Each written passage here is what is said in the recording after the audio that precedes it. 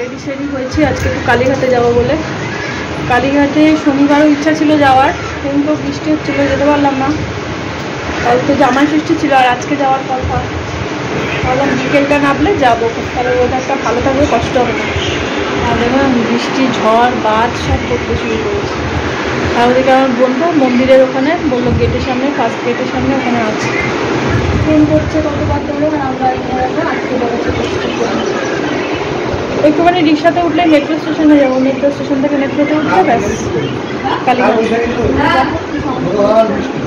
ঘুরে টুরে আসলে বৃষ্টিটা হতে পারতো। শনি মঙ্গলবারে মন্দির ভিড় থাকে, ওই জন্য একটু অ্যাভয়েড করি। আজকে ভাবলাম যাবো। বলছে ওখানে হচ্ছে না, কিন্তু আমাদের ওখানে হচ্ছে। অতক্ষণে না ওখানেও আরম্ভ হয়। বলে কি বৃষ্টি আর কতক্ষণে আসছো তোমরা? বলছি বৃষ্টি হচ্ছে তো। বলে আর আমাদের এখানে তো হচ্ছে, মানে কালীঘাটে বৃষ্টি হচ্ছে না। হতেও পারে, ওদিকে দাঁড়িয়ে আছি, অপেক্ষা করছি। জামরুল হয়ে আছে গাছটাতে।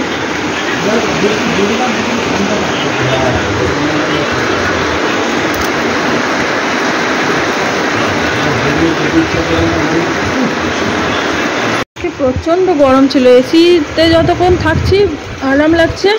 এসি থেকে বেরোলে কি শ্বাসকষ্ট হচ্ছে। সকাল থেকে এত গরমে আমার কি শরীরটা খারাপ লাগছে। আর ভাবছি কলকাতায় কি বাজে গরম, আমাদের ওখানে তবু একটু যেন শান্তি বা একটু স্বস্তি। চোখ জ্বলে যাচ্ছে, শ্বাসকষ্ট মতো হচ্ছে। এখন ওয়েদারটা একটু ভালো হয়ে যাবে হয়তো, যদি না ভ্যাবসা লাগে। ভালো লাগছে না, কখন থেকে বৃষ্টিটা হচ্ছে বলো, কখন যে যাবো জানি না।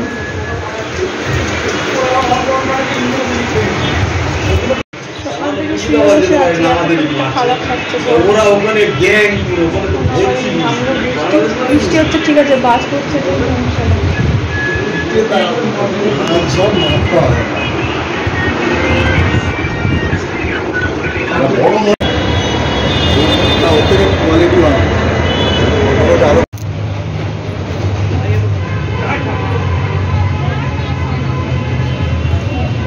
স্কুলের কত বই কিনতাম।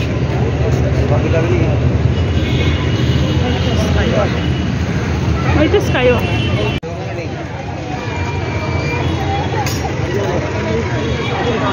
কথা বলা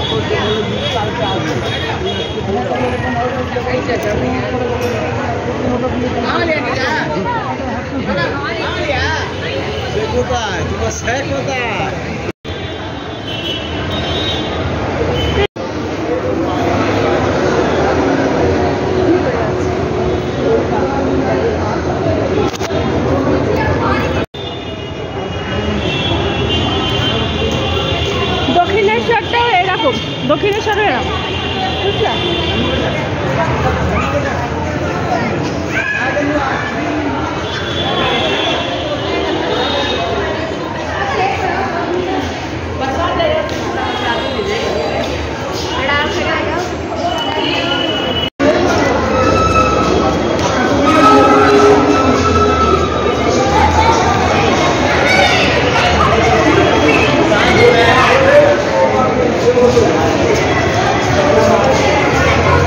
এটার নিচ থেকে মেন রোড, নিচ থেকেই যেতাম, নিচেই সব দোকানপাট। এখন নিচে দোকানপাট, পুরোনো দোকানপাট যত আছে সব আছে, শাড়ি, জামা কাপড়, চাদর, অনেক অনেক অনেক। যেমন কলেজে আসতাম, গার্ডার, এখন যেসব চুলের গার্ডার বেরিয়েছে, ক্লিপ, সব নিচ থেকে কিনতাম। ফুটে সব বসতো ফুটপাতে, আর মাঝখানে রাস্তা। আর এখন সেটার ওপরে স্কাইওয়াক করে দিয়েছে, আর ওপর দিয়ে চলে, যেরকম দক্ষিণেশ্বরে আছে সেরকম।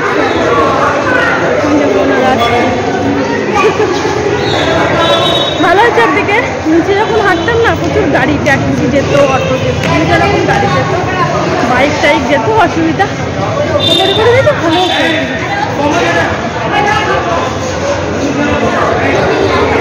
ভালো হয়েছে না স্কাইওয়াকটা? দক্ষিণেশ্বরের মতো স্কাইওয়াক, দক্ষিণেশ্বরেও এরকম। বেচারা কতক্ষণ ধরে আমাদের জন্য অপেক্ষা করে করে খিদে পেয়ে গেছে রে। কি খাচ্ছিস? কিসব খাচ্ছিস? কি খাচ্ছিস? হ্যাঁ,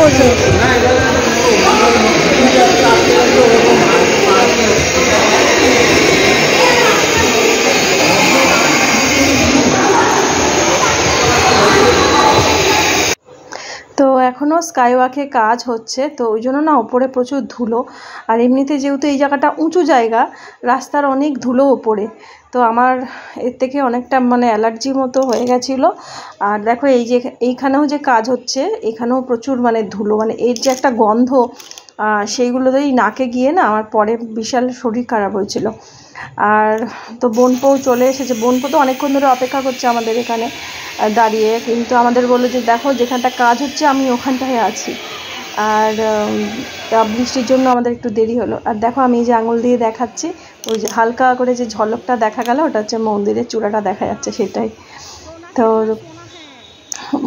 উপরে সমস্ত যত বাড়ি আছে না, 2-3 তলা 4 তলা বাড়িগুলো মানে পুরনো দিনের মানে বাড়ি, ফ্ল্যাটও আছে কিন্তু বাড়িও আছে, সেগুলো প্রায় এগুলো সমান। তারা সব ব্যালকানিতে বসে আছে আর আমরা হাঁটছি পুরো তাদের ঘরের সামনে দিয়ে হাঁটার মধ্যে এরকমই। তো নেমে এসেছি ওই স্কাইওয়াক থেকে, এখন এই দোকান চত্বরগুলোতে চলে এসেছি। আর আমরা এসেছি ওই কালীঘাটেতে পুজো দেবো, আমার এখানে মাসুতো দেওরের ওদের দোকান। পরমা সিনেমাটার কথা মনে আছে? পরমা সিনেমাটাতে যখন কালীঘাট মন্দির দেখাবে, একটা আশীর্বাদ বলে একটা দোকান দেখায়, যেখান থেকে ওরা মানে ঠাকুরের সব সরঞ্জাম কেনে, সেই দোকানটাই এই দোকান, মানে আমার মাসুতো দেওর ওদের দোকান। তো এই দোকানে যাচ্ছি, আর অনেক দিন বাদেই কালীঘাটে এসেছি, অনেক বছর বাদে। যখনই আসি এই দোকান থেকেই এই দোকানেই যাই। আর ভাবছি কটা শাখা কিনবো, শাখাও একটা দুটো করে কিনি আমি। আর বিয়ের পর থেকে এখান থেকেই শাখাই পড়ি, অন্য কোথাও থেকে শাখা কিনি না। আর কালীঘাটের শাখা তো বিখ্যাতই, মা ওরা ওই চত্বরে মানে বোনের বাড়ির ওদিকে বাঁশদ্রোণী বিভিন্ন জায়গাতে এখন শাখার দোকান তো প্রচুর আছে, কিন্তু কালীঘাট তারপরে দক্ষিণেশ্বর এইসব জায়গা যে বলে যে কালী মায়ের দর্শনও হলো, একটু শাখাটা এ করে পড়াও হলো, এই ব্যাপার থাকে। আর বিয়ের সময় তো শাখা পড়া এখান থেকেই আমার শুরু, বিয়ের শাখা। আর অনেক জানো তো মানে বিয়ে হচ্ছিল মানে নতুন বরকনের সমস্ত টোপর পরা বা অবাঙালিরাও এসে বিয়ে করছে। আর আমাদের এখানে একটা এখন তো রেজিস্ট্রি ম্যারেজ, আর আগে যেটা হতো প্রেম করে বিয়ে মানেই কালীঘাটে বিয়ে করে সিঁদুর তুলে দেওয়া, এরকমই একটা এখানে প্রচলিত আছে। আর পালিয়ে গিয়ে বিয়ে মানেই কালীঘাটে বিয়ে। আবার অনেক ফ্যামিলিতে ছোট করে যখন বিয়ের অনুষ্ঠান করে অর্থনৈতিক দিকটা ভেবে, তো তখন পুরো বিয়ের সাজসজ্জা করিয়ে নিয়ে এসে কালীঘাট থেকে বিয়ে করিয়ে নিয়ে যায়। আর এখন তো রেজিস্ট্রি ব্যাপারটা থাকে, সাথে রেজিস্ট্রিও হয়, অনেক সময় রেজিস্ট্রিটা করিয়ে নিয়ে এসে এখানে এসে বিয়ে হয়। তো চলে এসেছি ওদের দোকানের কাছে, আর একটু গল্প করব এই যে। আর আগের দিনকে ওদের বাড়িতে জানিয়েছিলাম যে আমরা আসবো দোকানে, আর তারপর বললো যে ঠিক আছে আমাদের বাড়িতেও ওদের বাড়িতে যাওয়ার কথা বলছিল। আমরা অনেক বছর বাদে অবশ্য ওদের বাড়িতে যাওয়া হলো। আসলে আমাদের ও তো আসে না, আমি আসি, আর ও যখন আসে ওর সাথেই আমি আসি, এই হচ্ছে ব্যাপার। আর কালীঘাটাতে সবসময় আসা হয় না, তো আগামীকাল আবার ওদের বাড়িতে যাওয়ার কথা। তো আমি এই ভিডিওটা তোমাদের সাথে শেয়ার করছি ঠিকই অনেকটা দেরিতে। আজ হচ্ছে মানে ভিডিওটা এডিট করছে, আজ হচ্ছে শনিবার, তো সোমবার দিন গিয়েছিলাম কালীঘাটে, আর মঙ্গলবার দিন ওদের বাড়ি গিয়েছিলাম। তো কারণ ভিডিওগুলো ভালো করে ঠান্ডা মাথায় দেখে ভিডিওগুলোকে মানে এডিট করতে হবে, সেই জন্য। আর আমার অনেক ভিডিও এখন না ওই মেট্রো স্টেশনের ভিডিও বা এগুলো তুলছি না, কারণ আমার হাজব্যান্ড বকা দিচ্ছে, বলছে খবরেও দেখাচ্ছে বিভিন্ন রকম স্টেশনের ভিডিও করা যাবে না, আর বিভিন্ন রকম আর এখানে মন্দিরের ভেতরে তো ভিডিও মানে করা যাবে না, আর করতে গেলেও এত ভিড়, মাকে তোমাদেরকে দর্শন আমি করাতে পারবো না, কারণ প্রচুর ভিড়। একটা মানে হাত জোড় করে যে ঠাকুরের কাছে একটু প্রণাম জানাবো সেটাও করা যাচ্ছে না, দূর থেকে একটু মনে মনে ভালো করে চোখ বুজিয়ে প্রণাম করে যা বলার ঠাকুরের কাছে মনের ইচ্ছা করে লাস্টে শুধু এক পলক দৃশ্য মানে মাকে দেখতে পেলাম, মানে এইরকম এতটা পরিমাণে ভিড়। শনি মঙ্গলবার এই জন্যই আসেনি, শনি মঙ্গলবারে তো প্রচুর ভিড় হয়, অন্যান্য দিনও ভিড়, সবসময় ভিড় থাকে। তো এখন কালীঘাটটা তো আরও সুন্দর করে দিয়েছে, তো এখন এই পুজো দিতে যাচ্ছি। আর পুজো দিয়ে ফেরার পথে যেখানটাতে ওই হাঁড়ি কাঠের মানে করে যখন বলি দেয়, তো ওইখানটাতে যাব আমি। তো পরে ওখান থেকে না আমি সবাইকে হারিয়ে ফেলেছি, হারানোর কিছু নেই, আমি এইসব জায়গা চিনি। তো ওরা আবার আমাকে খুঁজছে, আমার হাজব্যান্ড ওরে বাবারে সে তো আরও পাগল হয়ে যাবে, কোথায় হারিয়ে গেল আমার বউ, ওরে বাবারে ও কোথা থেকে খুঁজে পাচ্ছি না, এরকম একটা হবে। তো আমি বলি যে আমার এইসব দিকে চত্বর আমি চিনি, কোনো অসুবিধা নেই, এগুলো আমার কলেজ চত্বর, স্কুল চত্বর, তো যাই হোক, তো এদিকে পুজো টুজো দেবো, দিয়ে তারপর বেরোবো। আর কুণ্ডু পুকুরটাও তোমাদের সাথে শেয়ার করব। আর কুণ্ডু পুকুরটা আগে কেমন ছিল আর এখন কত সুন্দর হয়ে গেছে। আর হচ্ছে যেখানটা যে বলি দেওয়ার কথা বললাম, ওখানটায় গিয়েছিলাম, ভেবেছিলাম ওখানে ফাঁড়া কাটায়, তো ওখানটা একটু সবার নামে করে আসবো। ওখানে এত ভিড় আর এত ধূপের ধোঁয়া ধুলো, আর ওই জন্য ওইখানে থেকে ওখানটা আমি একটু দূর থেকে ভিডিও করে একটু হাত জোর করে নমস্কার করে করে চলে এসেছি। আর তারপরে তো বাড়িতে এসে বিশাল আমার শরীরটা খুব খারাপ হয়ে গেছিলো। আর এখন আমরা পুজো দেবো। তো দেখো মন্দিরের এই গেটের মানে অনেকগুলো তো গেট থাকে, এই দিকটাতে দাঁড়িয়ে আমরা পুজোটা দিচ্ছি, দিয়ে তারপর ঠাকুরকে দর্শন করেছি। তো আমাদের পুজো দেওয়া হয়ে গেছে, এখন এই কুণ্ডু পুকুরের দিকটা আসলাম।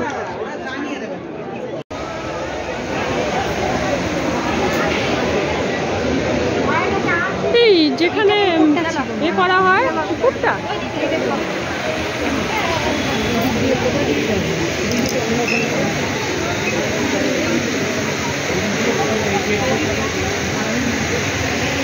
কুণ্ডু ভোগঘর বলিঘর কুণ্ডু পুকুর বলছে এইদিকে, তার মানে এইটা? হ্যাঁ বলছি তো, এটা কুণ্ডু পুকুর।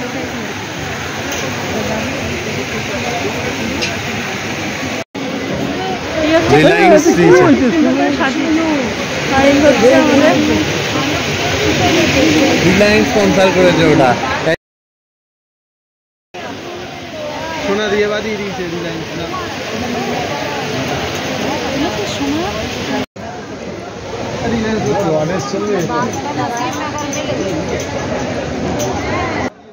সারাদিন প্রচণ্ড গরম ছিল, আর খালি ভাবছিলাম যে আমাদের কাকদ্বীপের ওয়েদার এত মারাত্মক গরম হয় না, কলকাতার গরমটা আমি নিতেই পারছি না।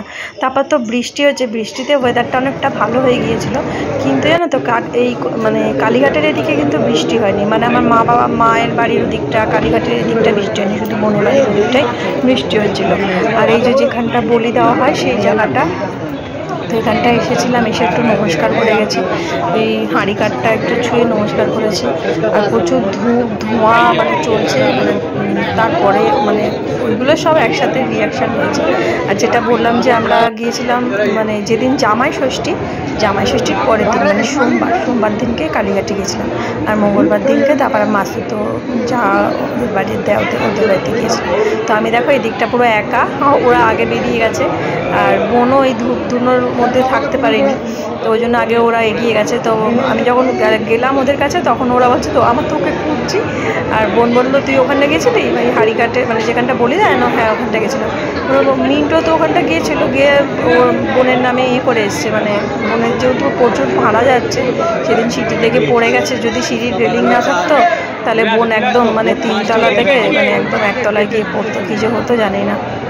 অনেক বড় একটা বিপদ থেকে মুক্তি পেয়েছে।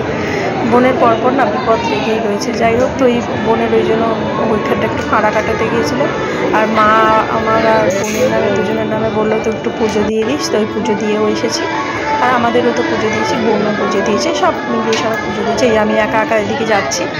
আর এদিকে তারপর যখন মন্দিরে ঢুকেছি, আমার মাসুতো মানে যা ফোন করছে, তারপরে এদিকে একটা শিব মূর্তি আছে, শিব মন্দিরটায় ঢুকেছি, মানে ফোন করছে, অর্থাৎ কল করছে, ধরতেই পারিনি ওগুলো। আর পরে আবার ওদের সাথে কথা হচ্ছে।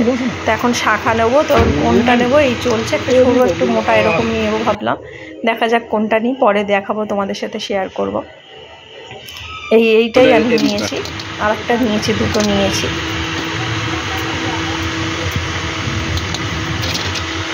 কালকে তো আরো ভিড় ছিল,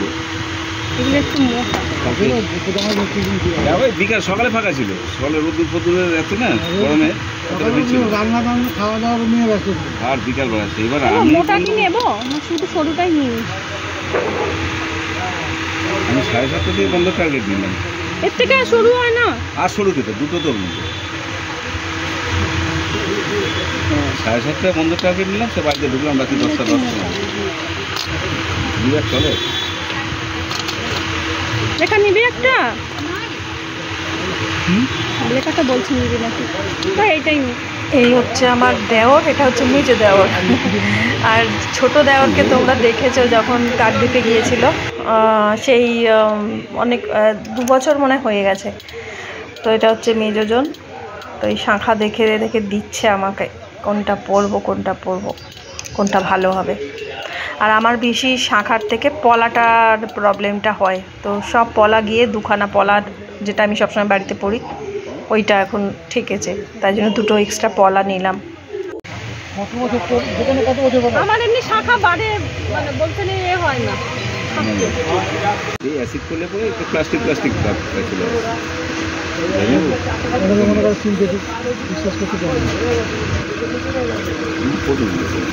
প্রত্যেকেরই দিনে এখন পয়সা পাই।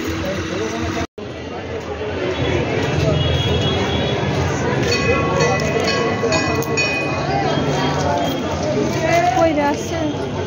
আরে দেখ বুক পকেটে ফোনটা নিয়েছে।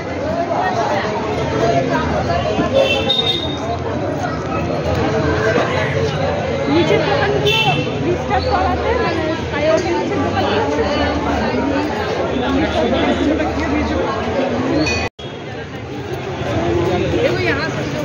अरे नहीं अंदर से बहुत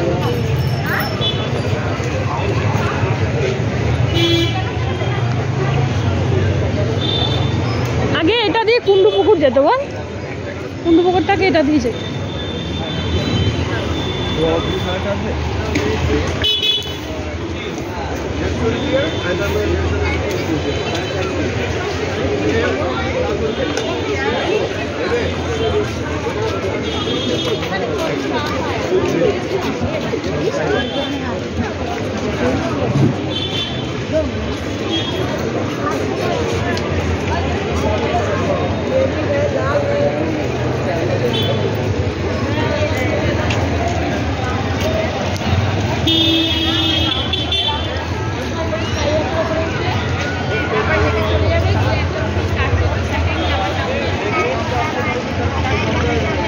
তো এখন আবার স্কাইওয়াকের দিকে আসছি, আর বোনপো বেরিয়ে পড়েছে, আমরা তো মেট্রোতে যাব। আর এই স্কাইওয়াকটা মানে একদম ছোট বলা যায়, আর দক্ষিণেশ্বরের স্কাইওয়াকটা অনেকটা হাঁটতে হয়, মানে স্কাইওয়াক শুরু হওয়া থেকে একদম মন্দির চত্বর যেতে অনেকটা সময় লাগে। আর এটা তো কম সময়, কারণ যেটা মেন রোড একটুখানি, আর যেখানে আমরা যেই গেটটা দিয়ে আমরা গেলাম, মানে ওটা বলা যায় একটা সময় যখন নদীপথে যাতায়াত হতো, মানে আদিগঙ্গা দিয়ে যাতায়াত হতো, তখন ওইটাই হচ্ছে মেন গেট ছিল, মানে জলপথে। আর আমার হাজব্যান্ড এখানটা দাঁড়িয়ে দেখছে হকার্স কর্নারটা, এখানে এই সিঁড়িটা দিয়ে হকার্স কর্নার যাওয়া যাবে। হকার্স কর্নার থেকে আগে কত চাদর নাইটি কত কিছু কিনতাম, তো এখান দিয়ে নামলে হকার্স কর্নারটা নিচ দিয়ে গেলেও তাই নিচ দিয়েও যাওয়া যাবে।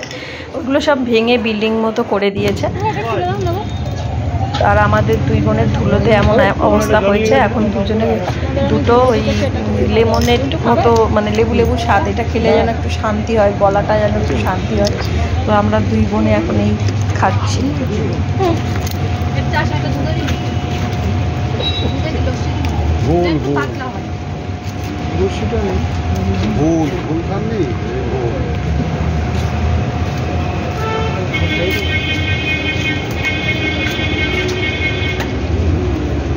ঘোল খাচ্ছে দুজনে।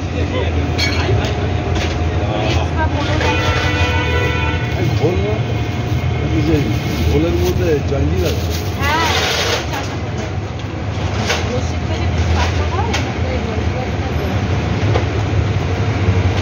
তো যেখানটা দাঁড়িয়ে কোল্ড ড্রিঙ্কস খাচ্ছি, এই চত্বরটা পুরোটা বইয়ের দোকানে ভরপুর। যেরকম কলেজ স্ট্রিটে বই মার্কেট হয়, কালীঘাটেও ছিল। আমরা আমাদের স্কুল কলেজের বই এখান থেকে কেনা হতো। কলেজ স্ট্রিট তখন অনেক মনে হতো দূরে, এখন তো মনে হয় ওরে বাবা মেট্রোয় উঠলে তো কাছে। আর বাড়ি চলে এসছে, আর আমার অবস্থা দেখো, এটা হচ্ছে তার পরের অবস্থা। মারাত্মক শরীর খারাপ হয়ে গেছে আমার। কতদিন ধরে বলেছি একবার চলো ওদের বাড়ি। শরীর খারাপ আমি একা দেখা করে আসবো। কি ভাবলো দেখো, আর কতদিন থাকবো? বৃহস্পতিবার বাড়ি চলে যাবো বললাম।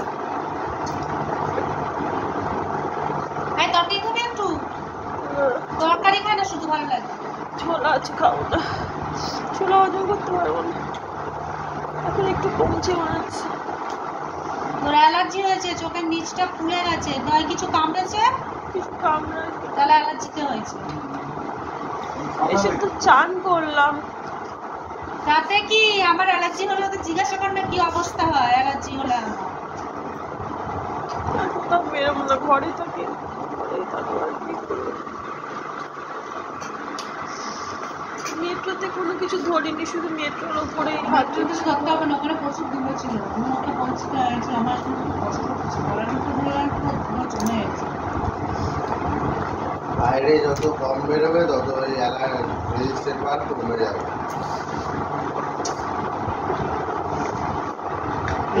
তো মেডিসিন খেতে হবে, তাই দেখো জোর করে খেতে হচ্ছে, নাহলে আমার খাওয়ার কোনো ইচ্ছাই নেই। আর বুকের মাঝখানে এত ব্যথা করছিল, মানে মনে হচ্ছে দম নিতে পারছি না, আমাকে মনে হয় এক্ষুনি হসপিটালে নিয়ে যেতে হবে। Good morning everyone, welcome to অবকাশের দেবযানী। আমি দেবযানী। আর দেখো আজকে কত ফ্রেশ লাগছে জানো। কালকে প্রচুর শরীর খারাপ ছিল, চোখ ফুলে যাচ্ছিল। আর মানে কালীঘাট থেকে যখন আসলাম, আর সকাল থেকে না শরীরটা ভালো লাগছিল না, মাথাটা ভারবার করছিল। আর সকালবেলা একদম বিপি লো ছিল, বোনেরও লো, আমারও লো ছিল। তা বোনকে বললাম আমাকে একটু ব্ল্যাক কফি করে দে, তো ব্ল্যাক কফি খেলাম, শরীরটা ঠিক হয়ে গেল। তারপর প্রচুর কালকে গরম ছিল, মানে এত গরম আমার কি শ্বাসকষ্ট হচ্ছে। তারপরে তো ওখানে কালীঘাটে গেলাম, শরীরের ভেতরে একটা অস্বস্তি হচ্ছিল, তবু গেছি। দেখবে মেকআপ টেকআপ করে থাকলে শরীর খারাপ টারাপ সব দেখা যায় না, বোঝা যায় না। তারপর যখন ফিরছি মেট্রোতে, মুখ থেকে গরম ভাব বেরোচ্ছে, চোখ থেকে, পায়ের পাতা থেকে, মানে জ্বর এসে গেছে। তারপর তো বাড়ি আসলাম, এসে চান করবো না ভাবছিলাম, এমনি বাইরে থেকে এসে স্নান করি, স্নান না করলে না শরীরটা মানে কেমনটা ঘিন করে।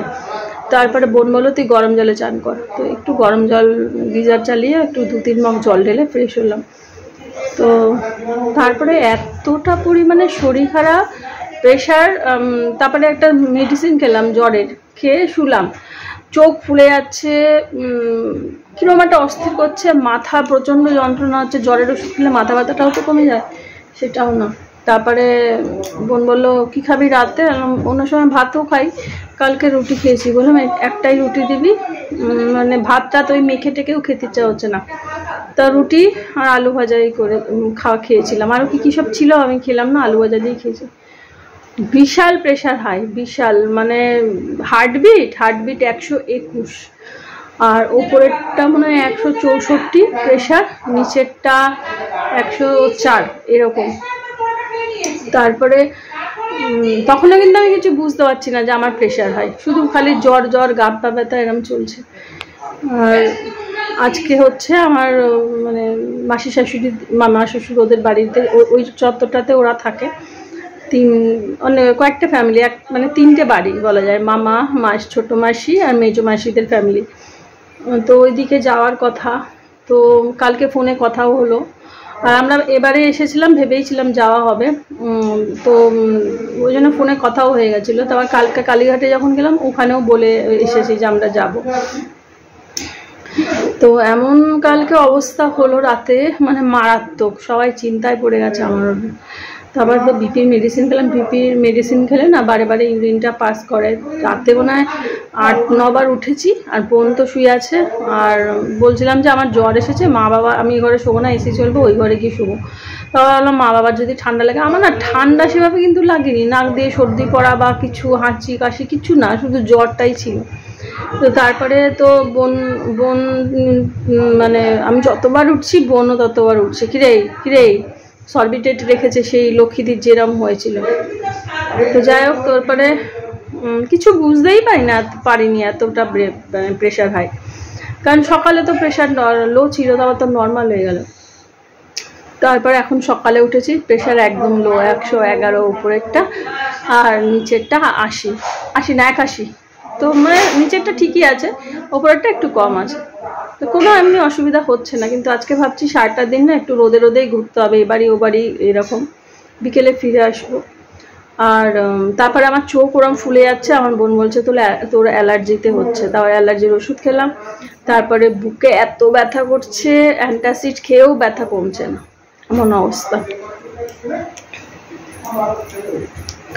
তো মানে অ্যান্টাসিড খেয়েছি, তাও কাজ করছে না।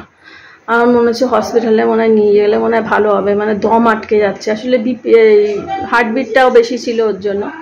আর এখন দেখো কতটা ফ্রেশ লাগছে, চোখটা হালকা হালকা এখনো ফুলে আছে, ও ঠিক হয়ে যাবে আর একটু পরে। মানে কালকে মারাত্মক কষ্ট, সবাই চিন্তায় পড়ে গেছে, মানে এমন অবস্থা। বাড়িতেও এরকম হয়, আমি আর আমার হাজব্যান্ড থাকি, আর ওরম বিপি অনেকটা হাই হয়ে যায়। জানি তোমাদের হয়তো ভালো লাগে না, ভিডিওতে খালি বলি শরীর খারাপ, বিপি হাই, বিপি লো, মানে এরকম। যাই হোক, তো এই অবস্থা। এখন এই স্নান করা হয়নি, স্নানটা সেরে জামা কাপড় পরে বেরোবো। 10টা, 9:30, 10টার দিকে বেরোবো। মারাত্মক লেভেলে কালকে কষ্ট পেয়েছি। তো আমার হাজব্যান্ড বললো তোমাকে তাহলে যেতে হবে না, আমি যাব, গিয়ে ওদের সাথে দেখা করে আসবো। ছোটো মাসি শাশুড়ি একটু অসুস্থ, দেখা করা। ছোটো মাসি শাশুড়ির সাথে না মানে আমার একটা মানে হাতে নীল পালিশ পরিয়ে দিই, বলি চলো তোমাকে একটু নীল পালিশ পরিয়ে দেবো, সুন্দর করে সাজিয়ে দেবো, এরকম করতাম। তো যাই, মেসো শ্বশুরও অসুস্থ, কিন্তু দেখো মেসো শ্বশুরের থেকে মাসি এখন বেশি, মাসি খেয়াল রাখতো মেসো শ্বশুরকে, আর এখন মাসি অসুস্থ। তো এই ব্যাপার। একটু টিফিন করব, একটা রুটি নিয়েছি আর একটু ওই ডিম চালের তরকারি নিয়েছি। কাল যে কি কষ্ট না পেলাম, মানে কি যে কষ্ট পেলাম, মানে কি বলবো। কিন্তু প্রেশার হাই, হার্টবিট যে বেশি চলছে, কিচ্ছু বুঝতে পারছি না। জ্বরও কমছে না, মাথা ব্যথাও কমছে না।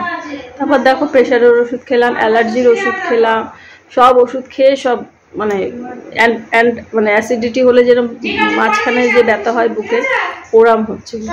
তো এখন যাক সব কিছুই ঠিকঠাক হলো। তারপর একটা রাতে একটা ঘুমের ওষুধ থাকে, লাস্টে ওই ওষুধটা খেলাম। ওটা তো একটু বিপি লো করে, ঘুম আসছে না, বারে বারে টয়লেটে যাচ্ছি, মানে প্রেশার ওষুধটা খেলে ওটা হয়। তারপর কখন ঘুমিয়ে পড়েছি, সকালে উঠলাম একদম ফ্রেশ, চোখটাও ফোলা কমে গেছে, মারাত্মক চোখ ফুলে গেছিলো। আর তারপর আমি কান্নাকাটি করছি, করতে করতে আর এই অবস্থা খারাপ হয়ে গেছে।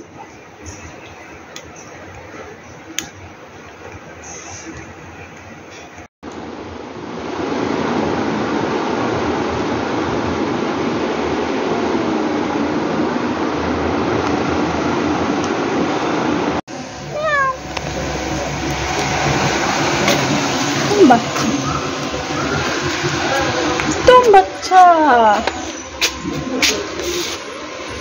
আরগুলো কই রে, আরগুলো কই?